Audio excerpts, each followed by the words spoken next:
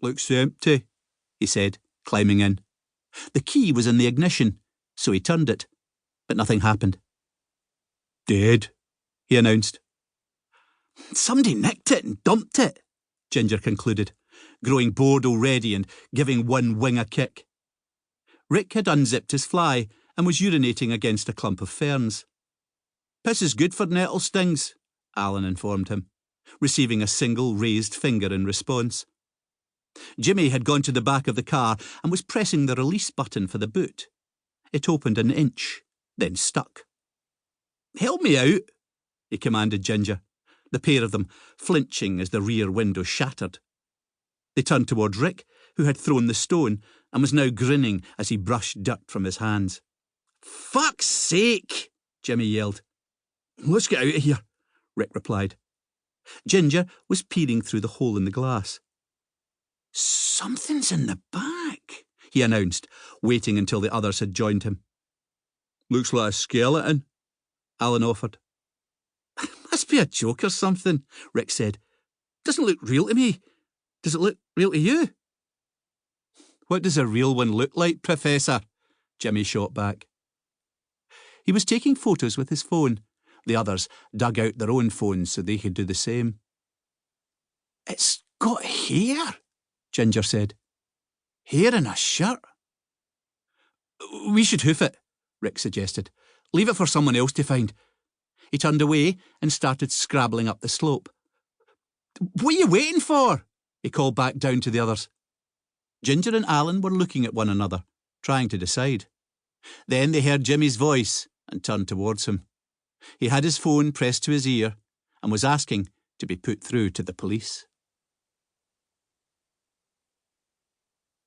Chapter 2. Siobhan Clarke parked on the access road behind a line of other official vehicles. A uniformed officer checked her warrant card before indicating the route into the woods.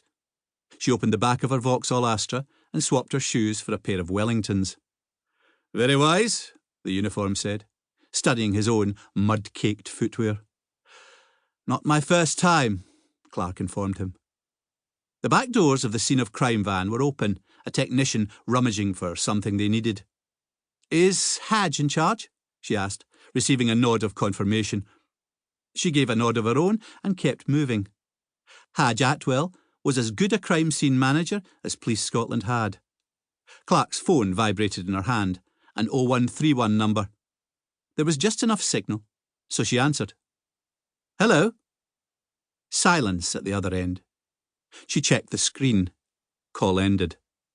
Clarke didn't recognise the number, but that didn't surprise her. Same thing had happened 3 times the previous day, and a couple the day before that. Wrong number, she'd assumed, but now she was beginning to wonder. She passed 4 bikes. The boys had been taken by car to give their statements at a police station. Their bikes would be delivered later, as long as someone remembered. It took her over 5 minutes to reach the gully. She heard the voices first, then started to see the figures. A couple of thick ropes had been secured to nearby trees. One Socko was climbing out of the gully, hauling himself up with effort, while another was using the adjacent rope to replace him. Survival of the fittest, an officer next to Clarke muttered. Peering over the edge, Clarke saw the car. Much of its camouflage had been removed. Photographs were being taken, the ground around the vehicle examined. Arc lamps were being assembled, hooked up to a portable generator. Early afternoon, but the light was already fading. I'm guessing a doctor wasn't needed. Not as such, the officer commented. Pathologist down there, though. Everyone in the gully wore the same white hooded overalls, but Clarke identified Deborah Quant. Quant saw her too and gave a wave. The figure next to her seemed to ask who she was waving at, and when she replied, he held his hand up in a greeting. A moment later, he was climbing out of the gully, making it look easy. He slid his hood back and held out a hand for Clarke to shake. I'm DCI Sutherland, he said. But Graham will do. You're D.I. Clarke? Siobhan, Clarke said. And you're acquainted with our local pathologist? Clarke nodded. What do we know about the victim? Male,